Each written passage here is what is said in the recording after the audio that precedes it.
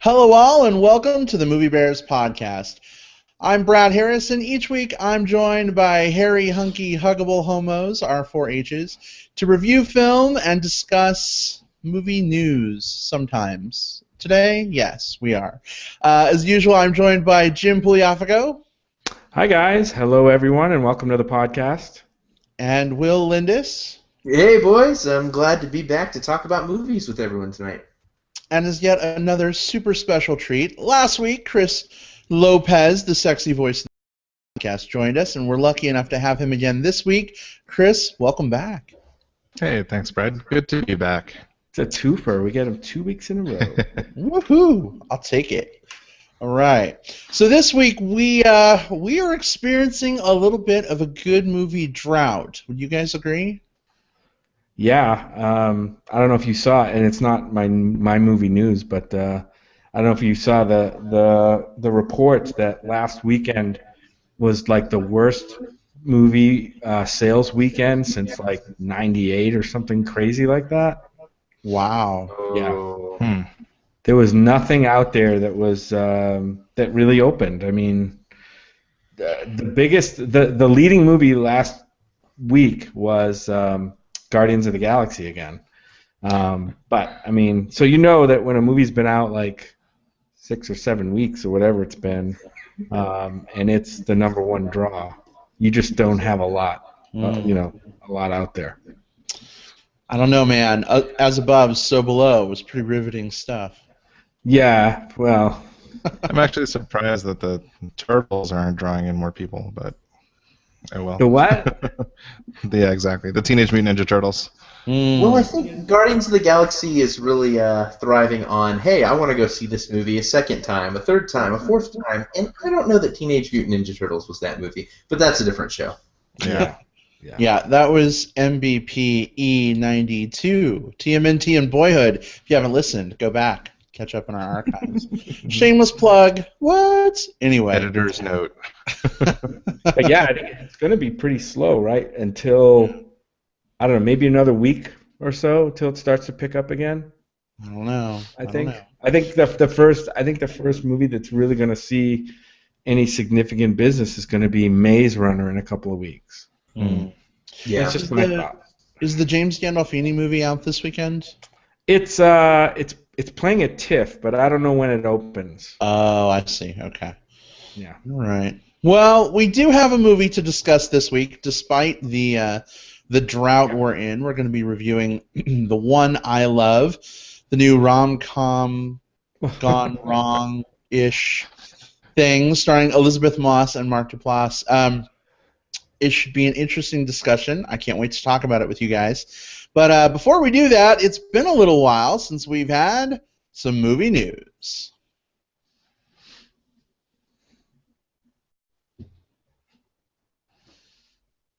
I love that sound effect. It always sounds so epic, like dun dun dun. Da, da. It's awesome. Oh, good projector noise. We should replace the sound effect with you.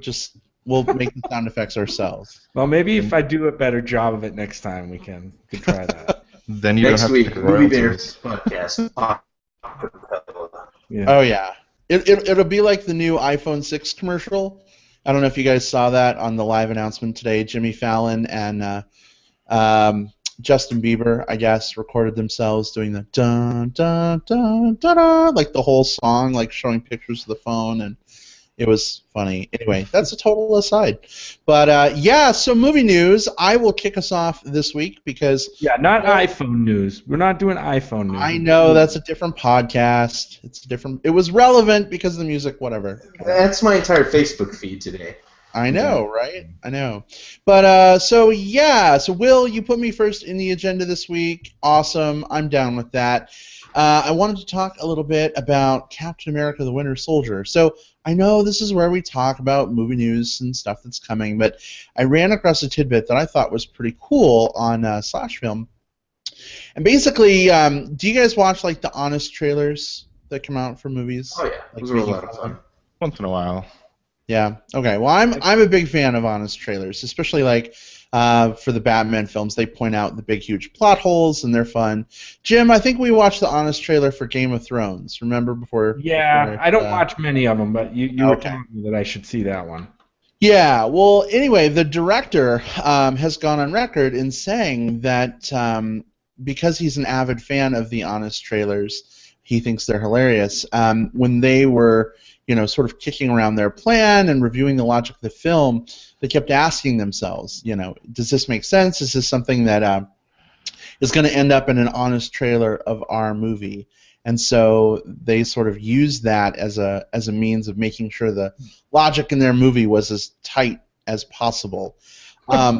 So they're trying to beat the honest trailer? Is that what they're trying to do? Well, they're just using it as a bar to say like, hey, is this something that doesn't make sense? Are we going to be made fun of for this? And it helped them to kind of retool some of the things in the movie and make sure the logic was sound. There are still lots of things that don't make a lot of sense. And we kind of went into some of those on the show when we reviewed the movie. But I just thought it was kind of cool that, like, something that makes fun of movies could actually influence a movie and make it better. I thought that was kind of neat. Yeah, absolutely. And this was for the Guardians, right? Captain America: The Winter Soldier. That's right, Captain America. I'm sure. Is there one out for the Guardians yet? Maybe. I don't know. I haven't seen one yet. But. Yeah, no, there's only been I haven't seen one yet for Guardians of the Galaxy. Usually there's a race to get those out. So, but yeah, I mean, Captain America: The Winter Soldier could probably benefit a lot from, some of those recent Marvel movies and superhero. It seems like the superhero movies get a lot of those. Is that? I mean, you don't really see them much for, The One I Love or Calvary. Well, that's because I think mass audiences aren't going and seeing The One I Love or Calvary. Like, they tend to do whatever like the big films are, and right now it's superheroes, young adults, and Frozen. Yeah.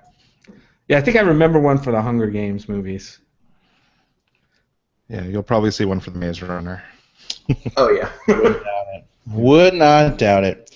Anyway, that's my ho-hum movie news bit of the week. Jim, what do you got?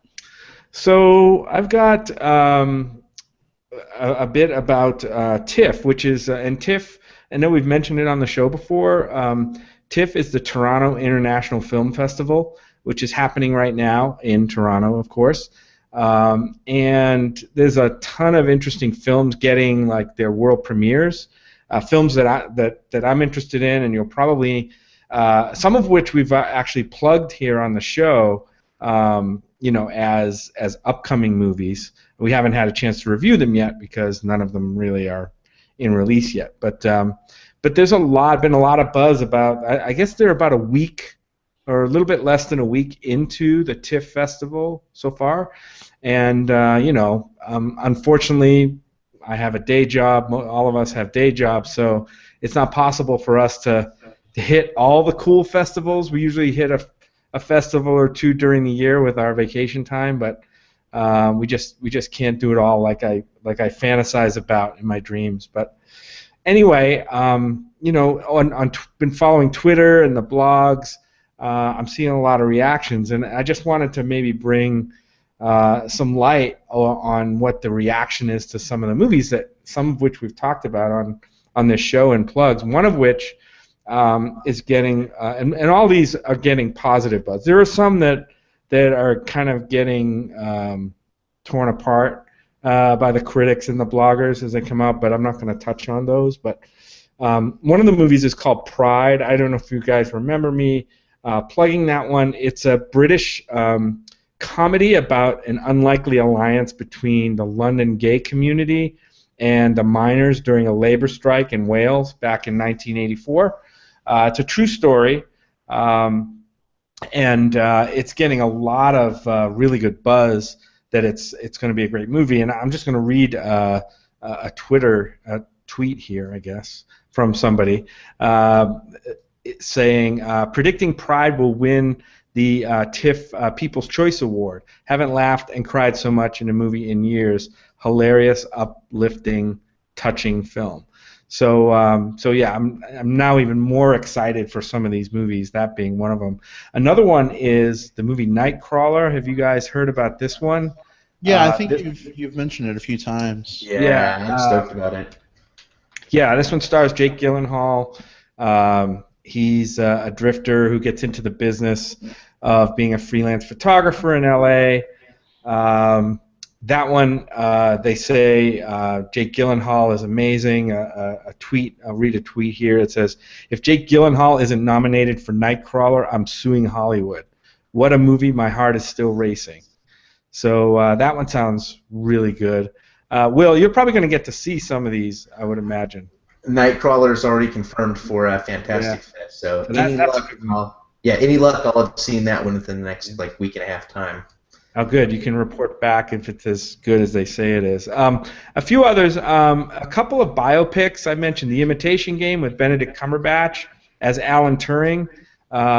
They say that's really fantastic. Cumberbatch is pretty much a lock for a Best Actor nomination with that kind of film. Of course, we know that Hollywood loves the biopics, especially historical biopics. Another one that's getting a lot of attention is called The Theory of Everything. I don't know if you guys have heard of that one. That's the Eddie Redmayne plays Stephen Hawking in the story of Stephen Hawking. And no, he doesn't sing Empty Chairs and Empty Tables. But Wow. Not even empty wheelchairs. But Oh my God. did I say that? Wow. Holy cow. Whoo! Anyway, they're praising Redmayne, so we could see Redmayne and Cumberbatch, Best Actor. The movie Tusk. I'm sure you Kevin Smith fans out there have heard a lot about this movie. It was a midnight showing at TIFF. So it's kind of a special breed. I think it turns out to be a very weird, darkly comic take on kind of like the human centipede mixed with The Fly. Is kind of what it looks like. It's supposed to be actually pretty good, and it may be one of those movies that kind of falls into the category of like a cult favorite.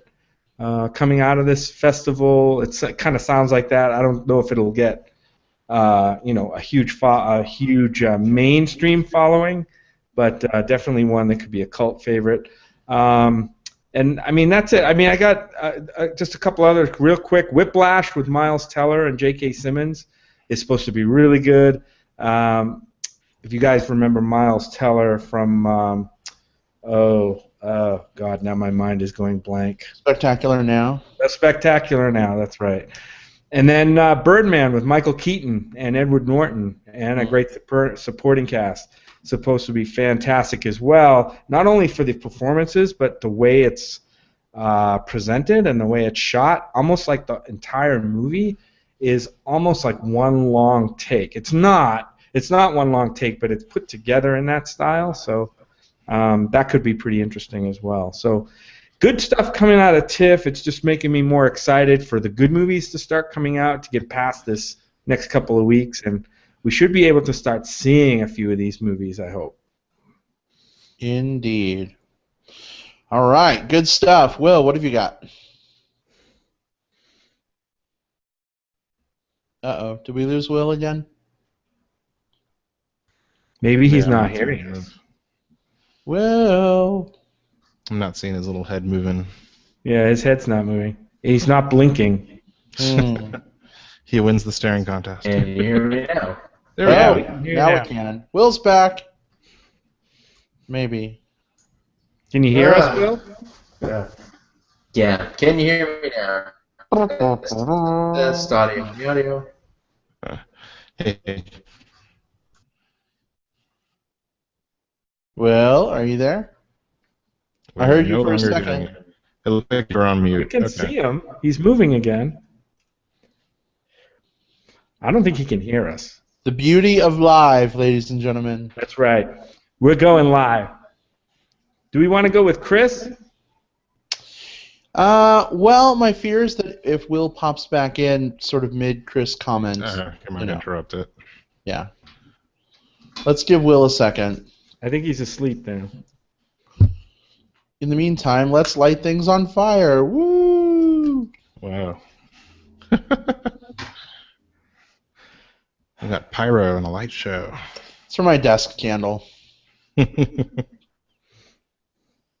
keep a things candle nice and fragrant. on my desk Yeah. that smells nice. And whenever I get stressed during work hours, I light it, and it makes me feel less stressed.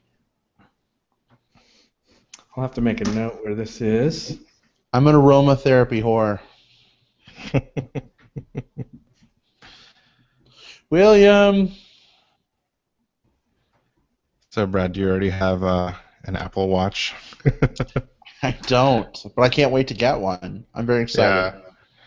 Are you thinking of getting one? I don't know. Like, I haven't seen. Like, I was in a seminar all day, so I didn't get to watch the presentation. I only watched little bits of what people were commenting on Facebook, and I was like, oh, I'll check that out later. So, I'll probably look it up tomorrow and see what the cool specs are. But yeah, some of my friends are pretty excited about it. Yeah, I think it's pretty innovative. I'm stoked. I just wish they were out next week with the phones, but I can wait. And on second thought, I can Will's kind of hear myself in your speaker, so you may want to turn that down just a tad. All right. Will is gone. Looks like he fell off here. He's probably trying to reconnect. Yeah. Yeah, I'm excited to get the iPhone 6 next year. Okay. When Brad upgrades. Yeah, we do this kind of rotation thing, so I'm not as excited about the watch really. Maybe when I see if Brad gets one, maybe if I see what its valuable utility is, maybe I'll want one. But as of right now, I just don't know. I don't know. I kind of feel free not wearing a watch, to be honest. Yeah, I haven't worn a watch in years and years now, so like I don't know if I'm gonna start. Well, you don't have to just use for the this. watch function. Like I wear a Fitbit anyway, and I would rather. Yeah. Oh, text message from Will. Connection took a dive. Restarting. Okay. It was perfectly fine before we recorded. Be back ASAP. Move on without me. Okay. So, okay, let me reply to him. I mean, I don't mind waiting a little bit. Yeah. Yeah, let's wait a couple minutes if you guys are with that. If our audience can stand the suspense. We actually don't have anybody live streaming with us right now, so I think we're okay. Well, we're okay in that we're not holding anybody up. We're not okay in that nobody cares enough about the show to live stream with us. Well, I just think, this is a movie very few people have heard of. There's not a lot of incentive, Typically with this kind of movie, we would double feature it with something more mainstreamy to bring people in. Yeah. And this really movie, especially if you haven't watched it, you should not learn anything about it going in. I think though, like, I don't know. I think we need to think that there's a section of our audience that is also interested in smaller films and do see smaller films. That's true. Not just blockbusters. So that's true, but that part of our audience is very small. If you look at the download numbers for movies that are blockbuster versus when we do like Indie Week movies, I mean, it's clear. Oh, yeah. You know what I mean? So that's why it's good to pair like indie movies with more blockbustery ones so that we can cover for you listeners that are out there listening to the show, I don't know if this will be edited out or not, but hey, Will's back. I think we should ask listeners to give us ideas on what movies during slow times they want us to review. Okay, let me figure this out. Okay. So Will's back, but it auto-muted him because I had it set that way. Let me see if I can unmute him somehow.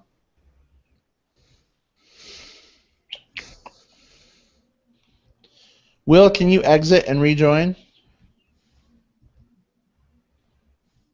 Actually, whatever you just did worked. Oh, you're good. Okay. As soon as you said that, I was like, you may unmute yourself. It's like, You kick us all off? Perfect. Okay. No, I had to monkey with the cameraman settings. You monkey with the cameraman? Hi.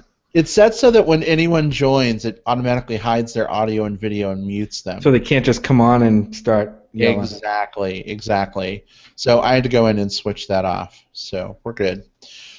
Okie doke. So guys, I will bring us in about 5 seconds, asking Will what he's got this week. Okay? Sounds good. All right.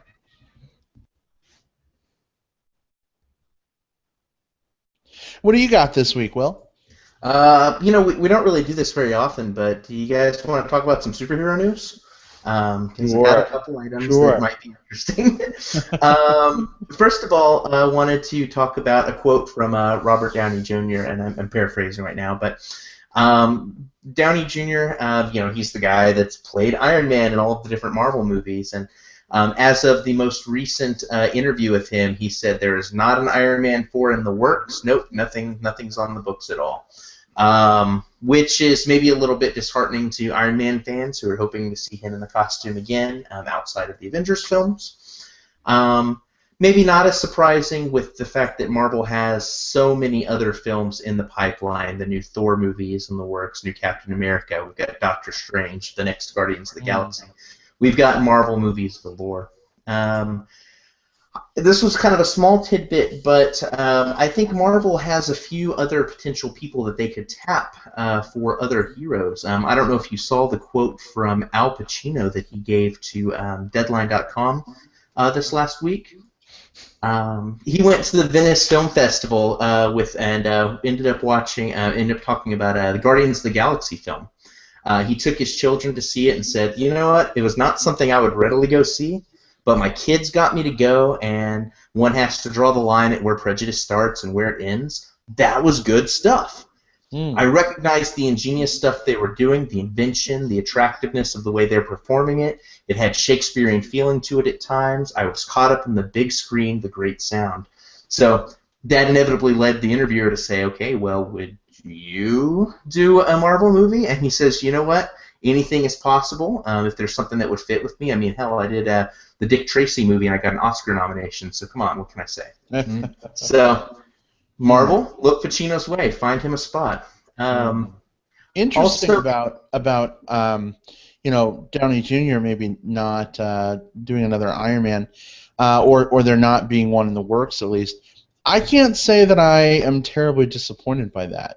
I loved the first movie, but the subsequent ones just less and less returns for me. It just felt sort of a little tired, and I wouldn't mind having him just have Avengers cameos. Let the fanboys burn me in effigy now, but that's how I feel.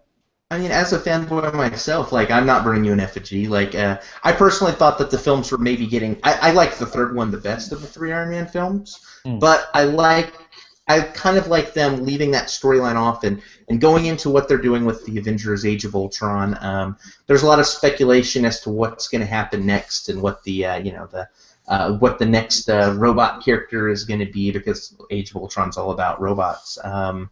So I have a feeling that they're going to be able to do a unique thing right now where they can pass the torch to other actors, other characters, and continue this world where it's not all resting on the shoulders of a few people. They're going to be able to spread that franchise out across, a whole universe. They're taking what exists right now in the comic books and they're making it happen on the big screen. It's exciting to watch unfold. So the Marvel universe has expanded so much. I'm not sure, there's room for just more Iron Man movies, because now that said, I understand that Marvel wants to make money. So if there's money to be made in an Iron Man 4 over, let's say, an Avengers 2 or 3 or whatever, or a Guardians 2, then they'll put that on the screen too. But I don't know.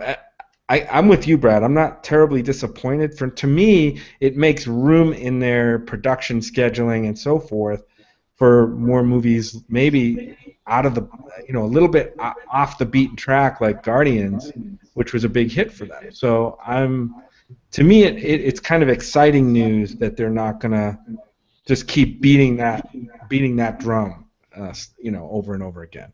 And I again, apologies to the Iron Man fans, and I know they're out there. But I'm sure we'll see Iron Man in, obviously we'll see him in the Avengers movies, and who knows where he'll pop up. So, yeah, I can't say I'm too disappointed. All right. Will, was that it on the superhero news front? Yeah, only other thing I had was Jessica Chastain is another actress who's thrown her name in the ring, saying she wants to get cast in a superhero movie. I thought it was really interesting. All of these actors coming out saying, "Cast me, cast me." You can tell superhero movies are really like the it thing, and I think people are going to these films and seeing not only that, like, okay, yeah, the superhero movies are making big money, that there's a lot of people going and seeing them, yada yada, but I think we've seen a lot of good superhero films, especially over the course of this last year. I think more and more actors, who maybe have chops, are kind of excited about, hey, maybe I can do a blockbuster and, not lose myself or, feel like I'm selling out too much. I mean, she said, hey, I would have loved to have played Black Widow. A couple of times I've gotten really close. The problem is, if I do a superhero movie, I don't want to be the girlfriend. I don't want to be the daughter. I want to wear a fucking cool costume with a scar on my face with fight scenes. That's what I'd love. And Jessica Chastain, I would love to see you in one of those roles too. That's awesome. That may just work too.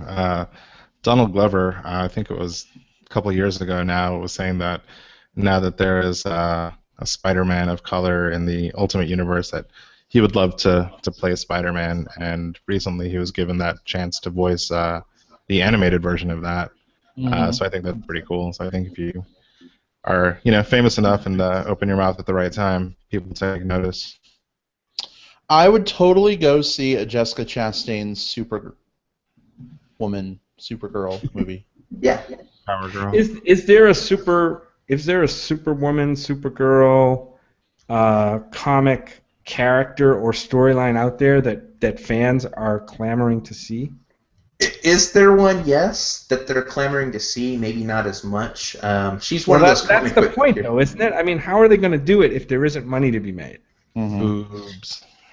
Boobs. I think Castor's Power Girl. Yes. Yeah, I think they'd have to do some bulking up for her to be Power Girl. Yeah, exactly. They would.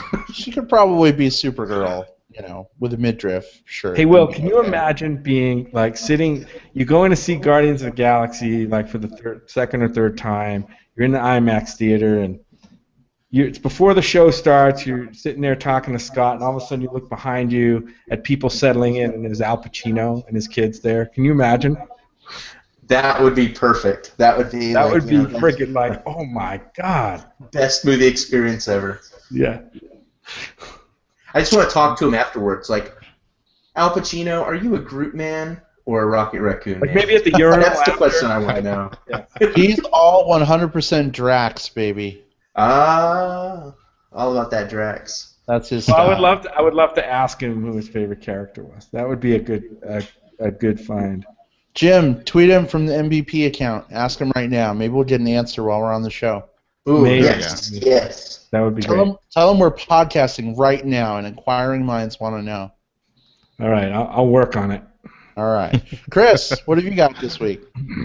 I don't know if you guys have discussed this particular rumor before, but there's talks about a new Ghostbusters coming around with an all-female cast. Recently, Bill Murray threw his 2 cents in as far as who he thinks would be a great all-female cast for the 4 Ghostbusters, and he suggested Melissa McCarthy, Kristen Wiig, Emma Stone, and a strange pick of Linda Cardellini. Not because she's not great.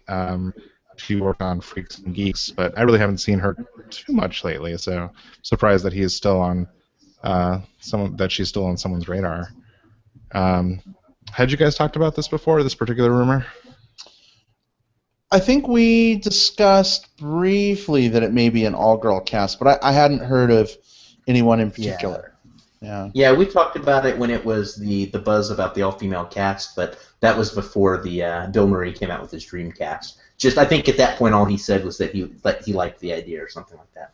Yeah, so I don't think he's producing this movie or anything, but that's just his ideas, and I think that would be fantastic. So let's see. Melissa McCarthy would be the Ray of the group, right? Maybe. Sure. Yeah. Or the Venkman? I'm not. Yeah.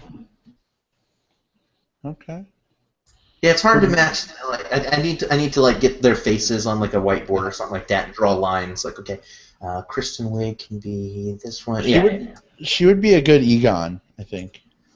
She could do that. She can play that. Put her in hipster glasses and have her like chew on a pencil. She'd be great. Interesting. How do you feel, Chris, about a Ghostbusters like reboot in general? All female cast aside, what are your thoughts?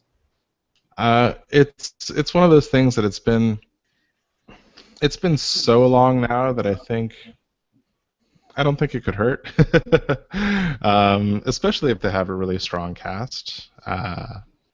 And that being said, just a strong cast that knows great comedy would definitely bring a good movie. As far as story goes, maybe not have a walking Statue of Liberty this time around. Fueled by psychoreactive slime. Yeah, I mean, truth be told, Ghostbusters 2 is probably not one of my favorite movies. So, so I guess as much as I love the first one, I'm not like holding the Ghostbusters franchise in some sacred altar that can't be touched. So I'd actually kind of like to see more of it. Yeah, I'm right there with you. I think it's been long enough. The story is, I mean, it's a fertile ground for like interesting stories. It's a comedic take on ghosts and the people that hunt them down. So even if you had, no matter whatever type of cast, you could tell good stories out of that. And to get a cast of all female comedians, I mean, that just opens up the doors even more. I'd like to see it. Absolutely. We can call it Bride Busters. Anyway, all right, guys, are you ready to talk about our movie of the week? Yeah, let's do it. Okay, so that wraps up our fun movie news. We're now going to discuss The One I Love, again, starring Elisabeth Moss, Mark Duplass, tomato. I think it's Duplass, right? Duplass. Yeah. So here we go, our discussion of The One I Love.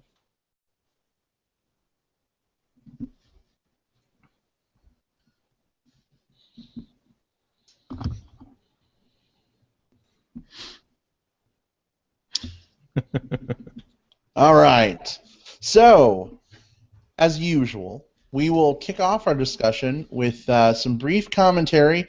And I will say brief because I think it's hard to talk about this movie without discussing spoilers. I see nods, so I'm thinking there's some agreement.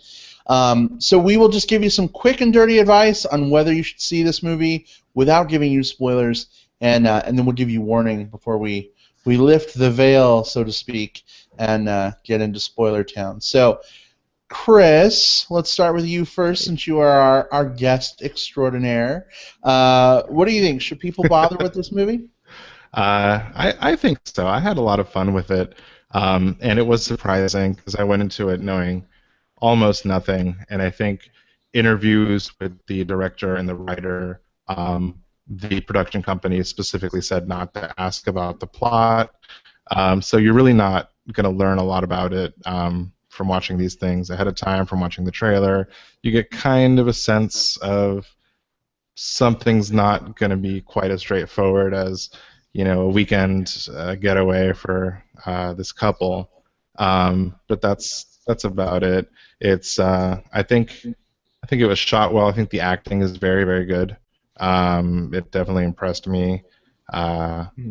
Both leads I thought were great, and the plot is definitely interesting. I guess that's as much as I can say about it, and kept me riveted until the very end. So, yeah, go out and see it if you can find it. It was only playing at the Art House Theater here, so good luck.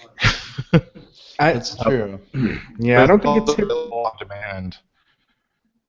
I think Is it on video on demand? I saw it on. Yeah. I saw it on Amazon. Yeah. Amazon has it available. Is that how you saw it too, Will? It is, yeah. We had it playing. Actually, it's opening this weekend at one of our art houses. So it was one of those like, fortunately, it's on Amazon. I can see it here. Yeah, I mean, I know it's on VOD. We went out and saw it at the local, art movie house here called The Loft in Tucson, and they have one particular auditorium that actually has couches in the first row, and we always try to get there early to get the couches because they're super comfy. Even though I typically don't like the front row, the very front row, but these are the couches make it worth it. But I was surprised, even though it's on VOD, the place was packed. They sold out. The showing sold out. So super cool. It's getting some kind of word of mouth or something. But yeah. But anyway, I'm speaking out of turn, Will. Yeah. It's interesting. This one is getting a lot of buzz right now, especially amongst like indie movie fans, critical circles, etc. The marketing for this film is exactly as Chris mentioned. Don't go into this film knowing anything about it, and I think that that's mostly true. Like as I was watching it, I don't get the sense that if I had known some of the plot details, it would have robbed me of anything in the film. I think that the strength of the narrative and the strength of the acting are such that you can go into it spoiled or unspoiled and have a good experience. But that said, the part of the buzz, part of the fun is go in unspoiled, don't know anything about this film. So again, I'm keeping this very, very, very general. The leads in this, Mark Duplass and Elisabeth Moss, are on point. They carry a lot on their shoulders in this film, and they deliver with every single scene that they're in. A lot of the choices when to use music, when not to use music, really stood out to me. There are moments of like just breathtaking silence that were that really helped to drive some of the points this film was making at that particular point. There was times when the music swelled back in, and that's what a film is supposed to do. But I felt that it was particularly poignant, particularly noticeable here. I'm normally not the guy that pays attention as much to the sound. My philosophy is usually, if the sound is doing its job, I'm not usually paying attention to it. It's supporting the narrative, and that's what I'm focused on. Usually Jim's the sound guy, but I did. It jumped off of my screen, and I was like, oh man, I gotta talk about this. I saw it on Amazon on demand. I watched it from the comfort of my own living room. I think this is one where you can get away with watching it at home. I think it would be great in a theater. I think the one thing that I would avoid was I don't think that this would be a really good film to watch with a bunch of people like chatting about it. Like, this isn't like a party movie. Right. Okay, I'm gonna go to the kitchen and get the pizza rolls. I'll be back in a couple minutes. This film really rewards you for paying attention and kind of soaking in everything that's happening as it happens. So should you see this movie? Absolutely. Not only is this a rough time in between blockbuster season and Oscar season where there's just not a lot in the theaters. Even past all of that, it's a damn good movie, and I think it's one that's worth watching. So 2 notes. 1, now I want pizza rolls. And 2, we just got a live comment from Jacqueline Felstead saying, so how are you? Well, Jacqueline, we're doing great. We're awesome. Yeah, we're pretty good. How are you doing, Jacqueline? Let us know how you're doing. We're curious. Yeah. All right. So, Jim, why don't you tell us a little more about seeing this film, specifically the food truck outside? Oh, yeah.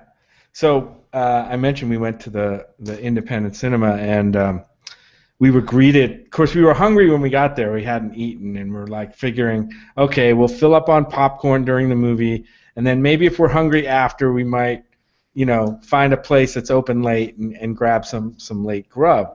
Well, sure enough, in the parking lot is this awesome hot dog food truck, but it was like gourmet hot dog, offerings. They had, the Sonoran dog, the New Mexican dog, Brad, I don't know. They had bratwurst. It was freaking amazing. So we each had a couple dogs, and not only that, the theater let us bring them in, sit down, and get on the couch and eat our hot dogs on the couch. So how good is that? It was heaven. Yeah. That's perfection right What's there. the name of the truck, Brad? You Sly Dog. You Sly Dog, yeah, it was pretty awesome. Pretty awesome. But anyway, yeah, I also really enjoyed this movie. It's kind of a strangely enjoyable movie. Again, another film that surprised me, and to me, that's, you know, if a film surprises me in a good way, then I'm generally gonna like that movie. If it offers me something I wasn't expecting, I just like that thrill of discovery of something that, you know, that just wasn't on my radar. It's brilliant in parts. It's not a perfect movie or a work of art or anything like that, but it definitely tried some different things and combinations of things that I thought really worked well. It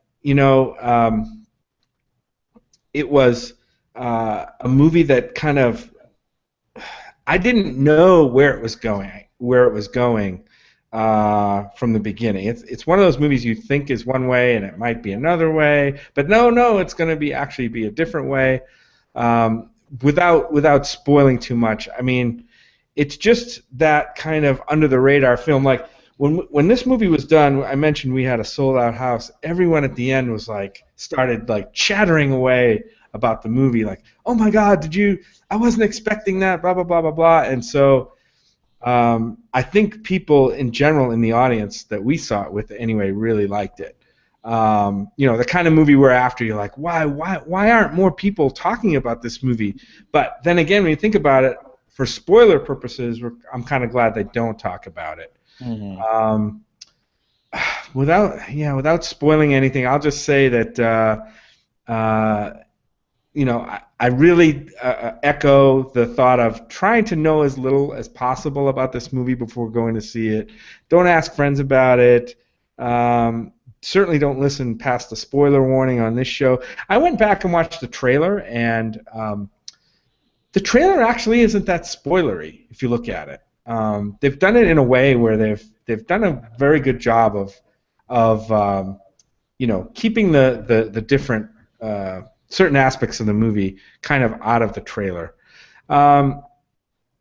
So, and there were some things I had minor issues with the movie and kind of the directions that it went, and we'll talk about that. We'll have to talk about that in spoiler. The score I thought was great.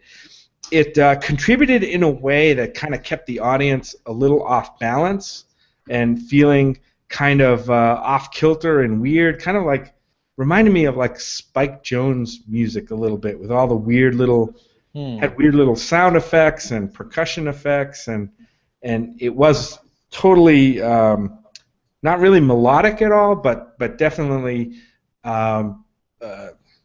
lent to the off kilter tone of the movie. I definitely recommend going to see this one if you can get it on VOD, or even if you could see it in the movie theater. This is a small one that's worth seeking out this year. It'll be a treat. Think of it as kind of a root beer popsicle in the middle of summer. Little tangy, sweet, and a nice treat surprise. So, Jim, you're a fan of root beer popsicles? Love root beer popsicles. Would it be a double root beer popsicle, or they're two of the same? I would split it, and we should split two of them for all four of us, actually. Yeah, you could totally split the two popsicles apart and just sort of interchange. Yep. You know, Yep. You take this one, I take that one. We all have a frosty. Do they still make popsicles like that? They sure as hell do. All right, we gotta get some then. Yeah, I saw some at Convergence a couple weeks ago. Awesome. So. I bet you did. All right. Let's see. For me, I would echo everything you guys are saying. This movie surprised me too. Blah blah blah. It was really good. Blah blah blah blah blah. Oh, that's right. I do like Elisabeth Moss. I was, you know, I do kind of think she plays the same character and everything, sort of. Except for her character from The West Wing, but that was 20 years ago. But I did enjoy her in the film. I loved Mark Duplass from Safety Not Guaranteed. I really enjoyed him in this movie as well. Thought he did a nice job. Interesting seeing Ted Danson. Where the hell has he been the last 20 years? I don't know. But that was kind of fun. Mm-hmm. Weird, quirky plot, but I mean, I think that's part of what gives the movie its charm. I think they did a really great job with set design in this movie as well. Just the different like parts of the house they go to and the outdoor sort of seating area and the pool. I think they did a really good job. So there's not a lot else for me to say that hasn't already been said. I totally could have. I mean, because we're talking about three. There's only three characters in this movie. There's only three actors in this movie that have speaking parts, and this thing was almost staged like it could have been like a stage play almost. Just have a couple of different sets, and you're good to go. It was almost written that way, and I like that about the movie. Indeed. Well, guys, what do you say? You ready to get to some spoilers? Yes. Definitely. Yes, with the caveat of like, if anyone that's listened this far is like, okay, man, I kind of want to see this movie. I haven't seen this film yet, but I'm interested. Normally, I want you to listen to the entire show. I want you right here along with us. But now is a perfect time to hit pause on your podcast player, go check out the film, and then come back and watch this because you don't want to be spoiled if you're interested in seeing this flick. And if you're watching live, unfortunately, you don't. But feel free to mute us for 10 or 15 minutes. Go heat up some ramen noodles, and then come back and catch our plugs. So, ramen, liquid salt. Okay, so here we go. Spoilers for The One I Love. Let's see where to start.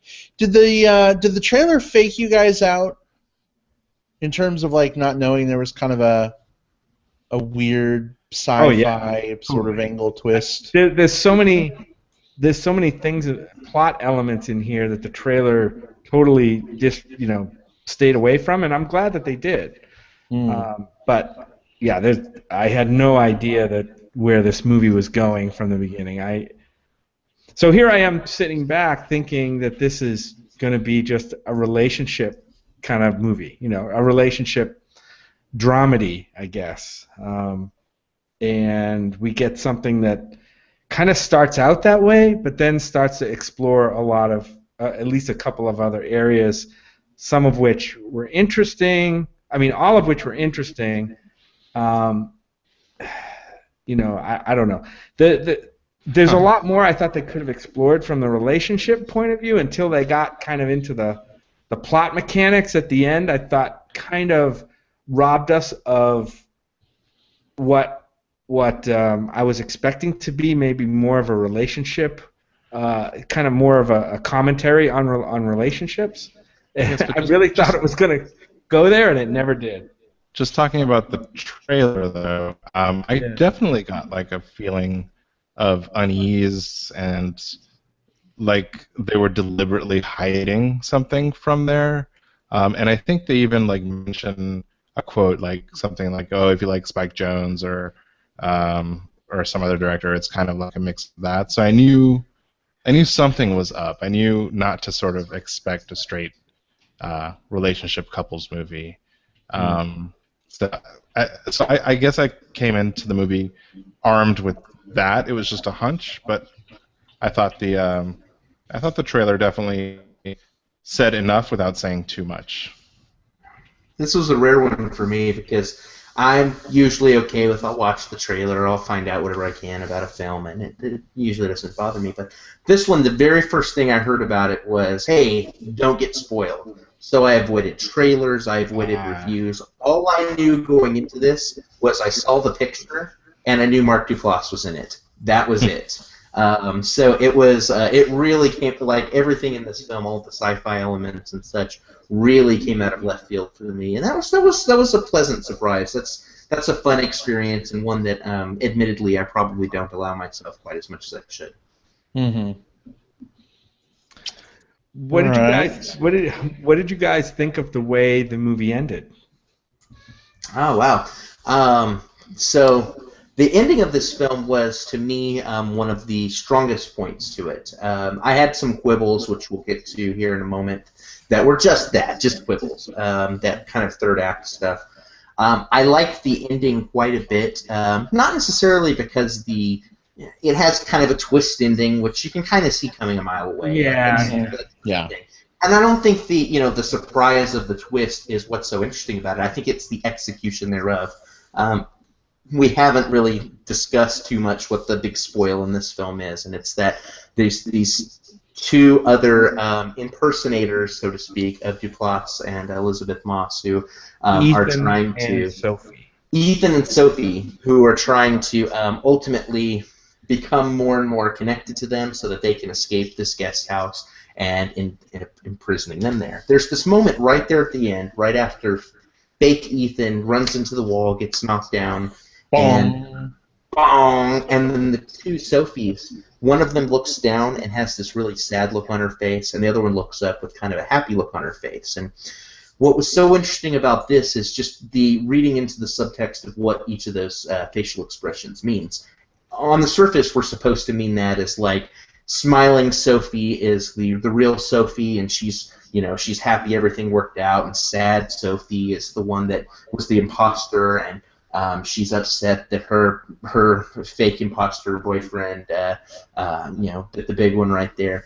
But there's a reversal there, all based within the character's motivations. You have this moment where the real Sophie is sad over the fact that this ideal beau, this fantasy guy, is over. She's not going to have this fantasy happily ever after with this dream guy that kind of swept in out of nowhere.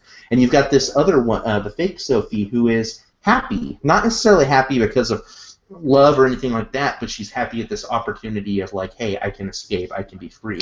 So you have this this very complex set of emotions from these two complex women that gets explained in a facial expression. That's what I love so much about it. But the thing is, the twists around it or whatever, but just that particular moment, the look on their faces and everything that led up to it, I thought was very rewarding. At the point in the movie where that happened, Ethan knew everything. I mean, he knew the whole conceit. He knew how the real Sophie felt. He knew how the fake Sophie felt, and he still made the wrong decision, which is kind of strange. Well, I think when you're in that type of situation, Ethan's motivations are he wants this life with the real Sophie, and he's still under the delusion. He's still under the delusion that it can happen, that he can still salvage that this weekend here is going to be what pulls them together, and that he can pull it off if he just tries hard enough. So I think even at that moment, he's like thinking like, she's smiling, I did it, I won, yay me. He's deluding himself, and it's all based in all of the different character building moments up to that point. So this wasn't my initial impression, but let me throw this out there. What if at the end of the movie, Sophie had actually lightened up, and the one thing that she says is bacon. Maybe she's lightening up and wants, a more normal relationship with Ethan. You mean maybe he picked the real Sophie? Yeah. And it is really her? Yeah, I mean, it is left somewhat ambiguous, right? It's not a cut and dry thing. I mean, the audience, I think, is kind of led to believe it's one way, but maybe it is in fact true. It isn't. It certainly isn't where I'd place my money if I was betting, but it's definitely plausible. It's definitely plausible that could happen. Hey, when the movie went like full cabin in the woods, when that force field kind of went up and the guy like crashed into it, like that scared the fuck out of me. Like I totally didn't expect anything, and it was really loud in the theater too. Like all of a sudden he's running and it's like bong, and I'm like, holy shit! It kind of startled me a little bit. But yeah, it was kind of weird when that happened. It kind of totally threw me off balance because I knew the movie was weird. I knew the movie was going into kind of like more like thriller territory, but not full on like sci-fi, like force fields around the house and shit like that. I mean it was a little jarring when that happened. Yeah. I mean there were other elements, like you knew that the imposters were didn't like magically, I guess, learn everything about the couple. They were probably fed the information by the psychologist, and they had to practice the voices so that they sounded exactly like them. So it just, it made me wonder, like, who, what are these people, or are they people? I don't even know what's going on. So yeah, definitely it's a lot to sort of process. There is a type of moviegoer that the ending of this movie will drive them crazy because it doesn't explain. It really does not explain in enough detail. They kind of throw you a little bit, but with that whole room with the computer, which was kind of fucked up anyway, that he would leave that there to. Oh yeah, right. With the screen wide open, by the way. And that he would have that there, and they gave you just enough, but they really didn't explain it. And I mean, when you just slightly scratch the surface, there's a lot of people who like to pick at plot inconsistencies and plot holes. Probably this movie would drive them crazy but it's not. Again, it's not that kind of movie. It's not that kind of movie that's gonna kind of tie up all those details of how we get from A to B to C to D that makes the end of that movie happen, But I can see some people being a little frustrated with that. For me, I think my quibble was actually kind of the other side. Like I mentioned before, I had a big quibble with this film. And I think that there's a spot right at the beginning of the third act, it's during that scene you mentioned where they sit down and look at the computer. I think that they should have just left that out entirely. I think that they actually revealed too much about the imposters, and we took a moment, with these really cool character-building moments for not only the main characters, but for their imposters as well. Each of them was really becoming very well fleshed out, and then we had to stop for a few minutes and kind of explain a little bit of what was happening before we got back to it. And I think that this is the type of film where I would have been very happy knowing next to nothing and just kind of being caught in this really weird world of what the hell just happened. I get some sort of imposters, but are they ghosts? Are they aliens? Right. Are there something else? I don't know. I agree because I think it raised more questions than it answered, right? So for me it's okay, so they're imposters. Well, how did they get to look exactly like them? I can understand maybe practicing, with voices and stuff, but how did they become the exact same height, the exact same bust size, how does that work? And then I found myself during the last fourth of the movie asking those questions instead of really being as deeply into the story as I was previously. So I agree with you. Well, I think less is more in this case. Yeah, well, I think I'm with you.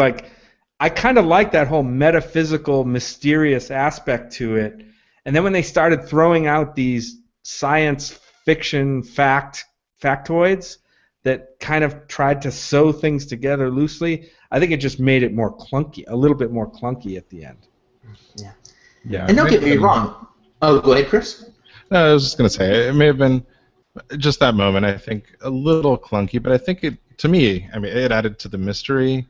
And it made me think of another movie, which is kind of a huge mindfuck, of Donnie Darko, where you're only seeing little slices of this sort of rule set that they laid out, and it doesn't really make a lot of sense when you first watch it. But what actually surprised me about that movie was that there's this huge elaborate rule set and mythos all developed to sort of explaining what was going on.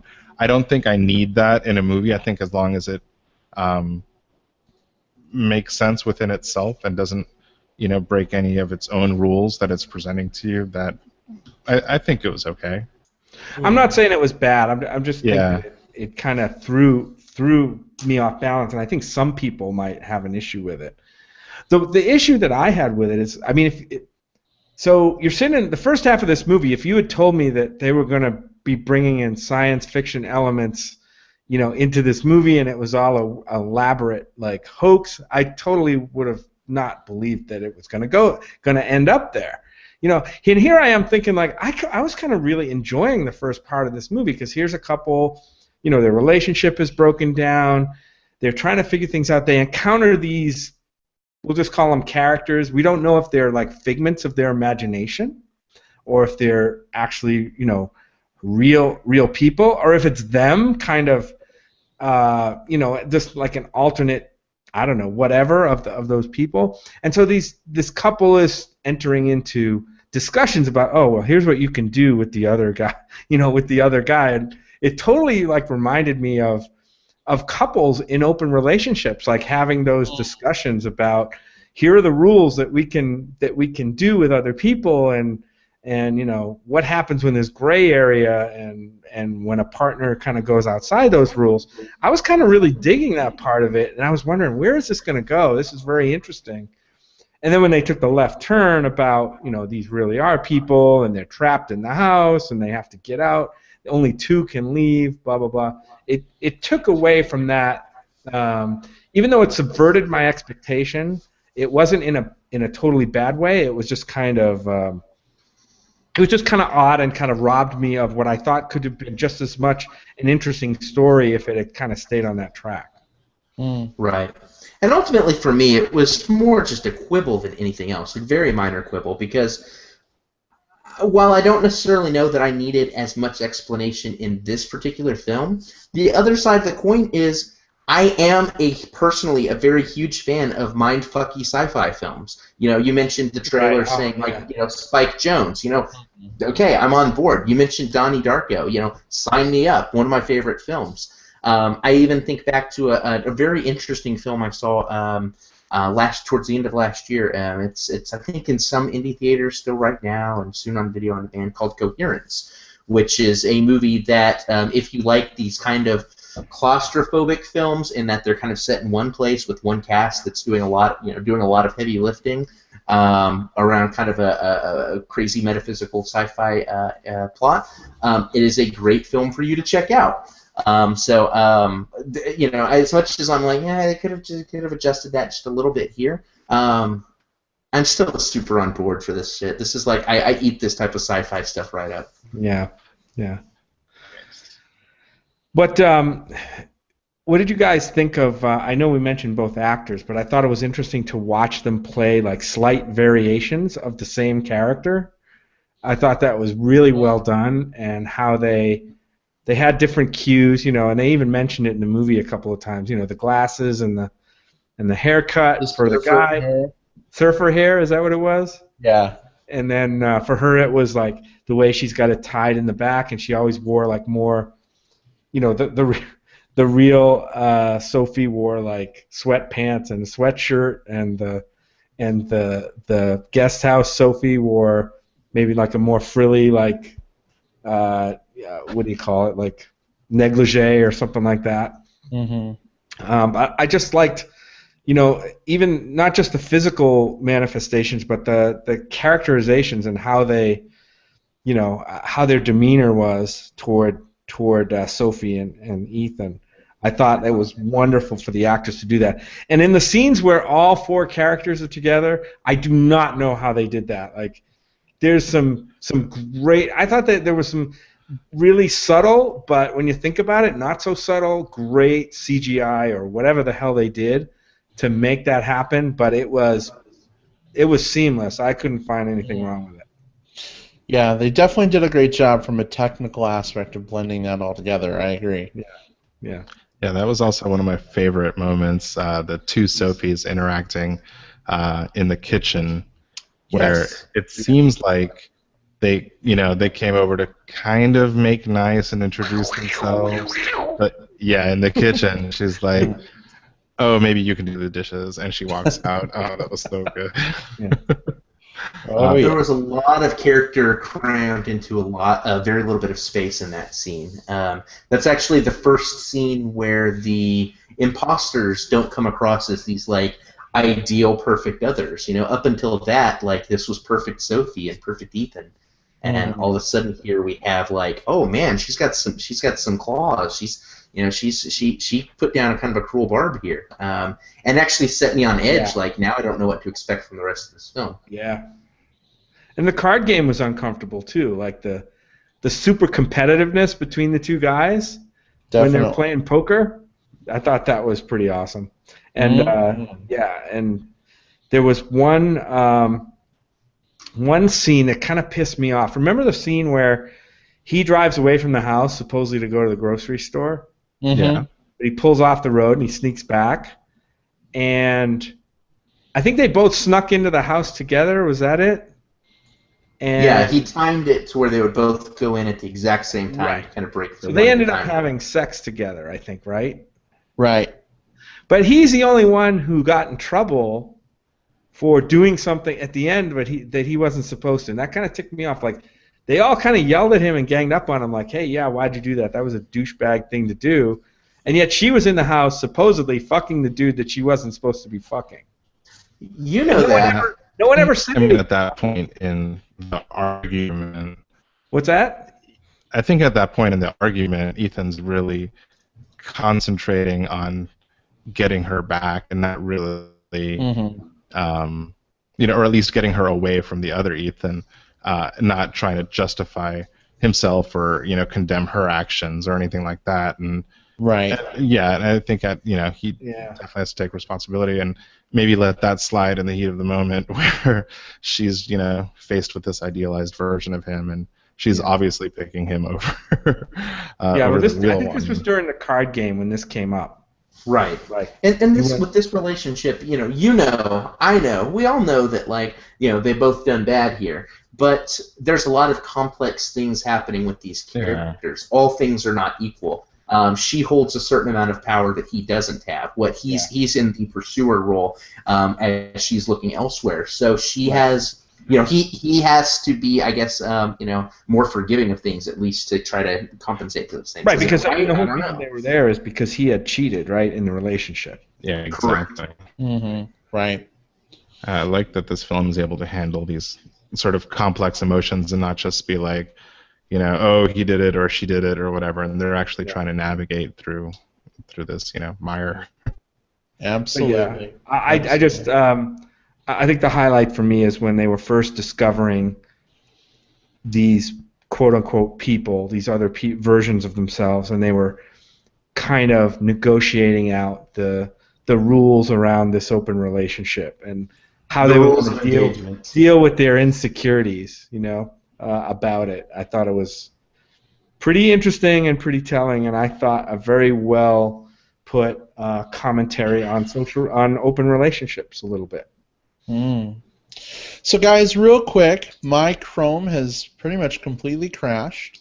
I can still hear you guys, but I'm sitting here looking at a white window with nothing in it. So you guys can still hear me, right? Oh yeah, absolutely. Okay, can you still see me? Is there still video? Yes, we could. Are you imposter, Brad? Am I what? Are you imposter, Brad? Are you guest house, Brad? I'm guest house, Brad, guys. I'm the much cooler, hipper, funnier version of me. Okay, cool. Anyway, just wanted to make sure that I was still on board. So sorry for the editing there, Jim. But no problem. Why don't you make us a lemonade and we can talk about it? I'll get right on that. All right. Well, guys, any final thoughts before we move on to plugs on this film? Is there anything else to say, really? No, not really. I like I said, I think this is, I don't know if it's going to make my top movies of the year, but it definitely was a very pleasant surprise. I do like a lot of Mark Duplass' stuff. He was, by the way, an executive producer for this movie too. Yeah. I'd originally thought that he may have had a hand in the writing, although he's not credited at all. But based on what I know about him, I'm sure he had some say in the creative process other than just being the executive producer and fronting the cash for the film or whatever. But I mean, this film probably didn't take that much money to make. I mean, there were some special effects that probably took most of the money. But yeah, I do like that guy. I like the choices that he makes and the projects that he works on. And I'm waiting for there's another movie of his coming out soon, or I hope to be coming out at some point, that I'd like to see on VOD called Creep. But we'll see. I expect there'll be a lot more from him soon, and I'll be looking for it. Yeah. Building off the that comment where you said it must have not cost a lot of money to make, and earlier you said it was kind of like maybe it was written for us, the stage. This movie does a lot with a little, and you don't need these huge budgets and these huge things to tell a cool story. No. With like basically two sets, the house and the therapist office. You know, they're able to tell this whole story, and yeah, it was really cool. So I had a really good time seeing it. Awesome. Yeah. Awesome. Enough Good. good things can't be said about the acting here. Like that's the thing. Like we mentioned it quite a few times, but it's, you know, Mark Duplass is one of those guys who I want to see more and more and more out of him. And Elisabeth Moss is one of those people who for some reason she slips my radar a lot. I usually don't think of her when I'm like, I need to go see that new Elisabeth Moss movie or what have you. But this really put her back on my radar. Anything that these two actors touch in the future, I'll definitely be interested in checking out. Indeed. All right. Well, let's move on to some plugs. Because my Google Chrome has totally crashed and I'm barely hanging in, I can't see the agenda. So we're going to go willy-nilly, shoot from the hip. Will, why don't you kick us off? What do you got for plugs this week? I've got a movie that you guys have got to check out, and it's while we're talking about kind of mind-bendy movies. This is a movie called The Congress, starring Robin Wright as Robin Wright. Robin Wright, you may know as as one of the female lead on House of Cards, or as Princess Buttercup from one of my favorite movies, Princess Bride. Oh, yeah. This Ari Folman directed film is about Robin Wright. She's Robin Wright, the actress. She's kind of at this point in her career where she's not really taking on as many roles anymore. She's spending more time with her kids, and she's kind of looked at as kind of a difficult actress to work with. And they offer her, Hollywood offers her one last job, which is to be digitally scanned into this system, and for them to use that digital scan to be the new Robin Wright to make movies. This movie bounces in and out of all sorts of very complex, very heavy, hard sci-fi concepts. You know, if the film we talked about today was more of a metaphysical sci-fi, this one gets much more into like mind warpy, mind fucky, like what the hell did I just see? Sci-fi. There's even good sections of the movie, like probably a good half of the film is animated. Which, not spoiler, that's trailer stuff. That's even the cover art shows a lot of her in that. Great performances from her. Harvey Keitel gives one of the most impressive monologues I've ever seen in this film. John Hamm shows up for some amazing voice acting work. Supporting roles from Paul Giamatti, a few others, Danny Houston. It's just such a great. This was a really great movie. I think that it combines some of the weird animation, subversive elements of something like Cool World with a good plot and good acting, and a cool sci-fi plot that if you're anything like me, if you love the type of flick that at the end of it you have to sit back and think like, what the hell did I just watch? And what did that film mean? The Congress is one that you've absolutely got to check out. Awesome. We covered John Hamm and Elisabeth Moss. We've got Mad Men covered now. There we go. Yeah, there we go. Yeah, it's a theme. And just real quick, back to the movie. It was interesting that she still has her smoking habit from Mad Men. Oh yeah, at the beginning at least. Mm-hmm. Yep. Yep. All right, Jim, what have you got this week? So I had one thing, and now I'm going to change midstream. The other night, I was feeling a little restless before bed, so I pulled up Netflix on my iPad mini and watched a movie. Since we had talked about Calvary recently and Brendan Gleeson, I went back and I had never seen In Bruges. I don't know if any of you guys had seen that, but that's a really good movie too. It's directed by the brother of the director of Calvary, and the McDonough brothers, and I don't know which is which. I think one of them's Evan and the other one's John, I think. But similar in tone. It's a little bit more dark comedy. It's about these two hitmen, Brendan Gleeson and Colin Farrell, actually, are hiding out after a hit that's gone wrong in Bruges, Belgium, and it's a really, really good movie. Also, who shows up in it is Ralph Fiennes as one of the characters. It's a really kind of a little bit quirky, a little bit dark comedy, pretty heavy drama, some action.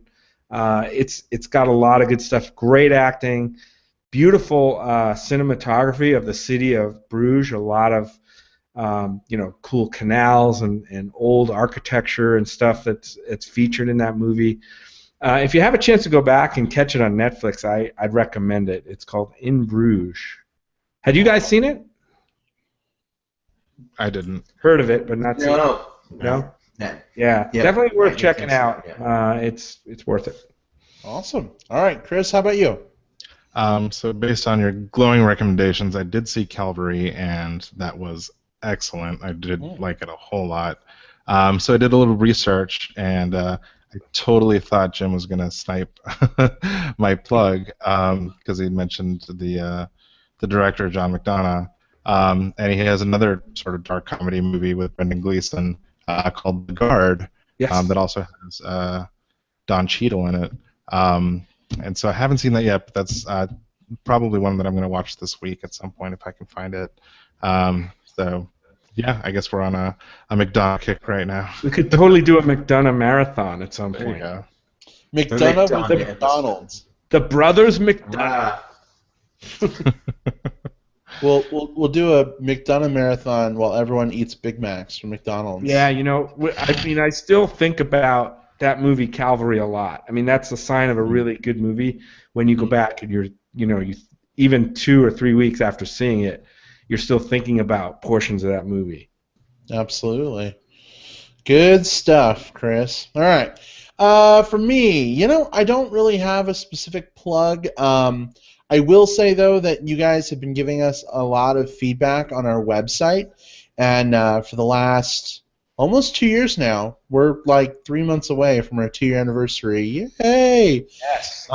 We have been using Jux as a provider, and they've been great. They've allowed us to do some cool things, but just the mobile experience has not been great, and most of you are sort of accessing us through mobile devices. So I've been in the process of majorly redesigning our site through a different provider, doing some cool things with scaling, and so now we're going to have an awesome desktop site that scales beautifully automatically for mobile devices, and I'm super excited to launch it. We've got the infrastructure ready. I'm just bringing content over now. Guys, you've had a chance to kind of play around and take a look, right? You guys digging what we've got coming up? Oh yeah. I mean, I love the way it looks. I think people are going to be really, people who've checked out our website are going to be much happier with the experience of the new website than the one we've had. It's just so much cleaner. Like you said, Brad, it's just more mobile friendly. You're not going to be waiting for pages to load for 5, 6, 7 seconds. It's pretty much an instantaneous experience. Just much better. Yeah, I did test it out and liking it a lot. Do we have an expected date, even if it's kind of rough? I'm looking within the next week to get everything switched over. Nice. It's a lot of work because we have, between MBP and MBP TV, there's like 120 episodes, and you have to make a page for each episode and link it up and load it. So a lot of work, but I'm thinking the next week or so we'll probably make the switch, and we'll make a big announcement on Facebook and Twitter. You guys can check it out, and hopefully it'll be a better experience all around. But just want to appreciate you guys for your feedback, and just let you know, I mean, definitely your thoughts do make a difference. We appreciate hearing from you guys, and we take what you say pretty seriously. So if you ever have suggestions, let us know. We're happy to hear them anytime. So. All right. Well, guys, I think that wraps us up for this week. Would you agree? Yes. Good discussion. Yeah, I'd say so. All right. Well, Chris, this has been a total treat having you for 2 weeks in a row. Thank you so much for joining us. Thanks. I have to say the time definitely flew today. Didn't feel like an hour and a half, so it's really good. Awesome. All right. Well, I'm not sure what we have on tap for next week. We'll figure it out and get back to you guys. But make sure and just go see something this weekend. I'm sure if there's movies worth watching. We'll find them. Exactly. All right, guys. Have a good week. We'll see you next time. Bye. Bye, everybody. Bye. Bye.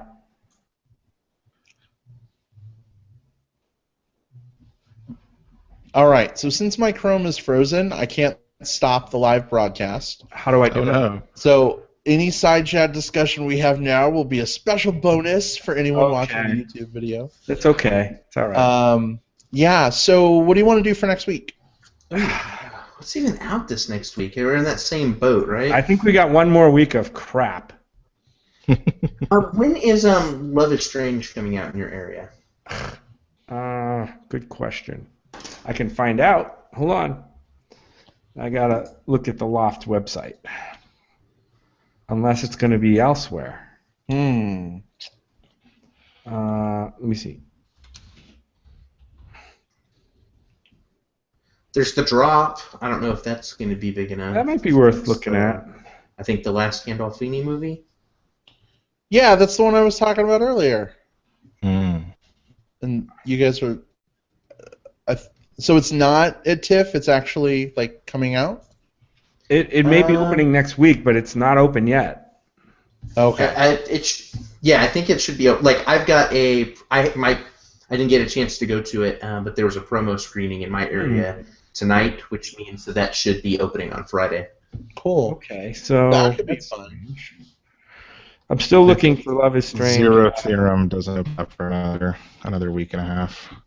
Love is Strange is not at the Loft, which means that it probably is coming to regular cinema.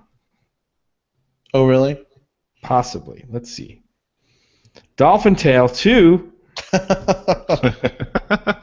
We still have to review As Above, So Below. Oh, goodness. I've got Love is Strange and The Drop starting in my area September 12th. We got nothing. We got. All right. Well, let's confirm offline. We can figure it out. Yeah. Maybe We can always do the Drop. McDonough cast. Yeah, maybe The Drop, since that seems to be the lowest common denominator. But yeah. Hey, Chris, anytime you are in town and you want to join us, you are always welcome. So Cool. Thank you. Yeah, let us know. Yeah. This was definitely a blast.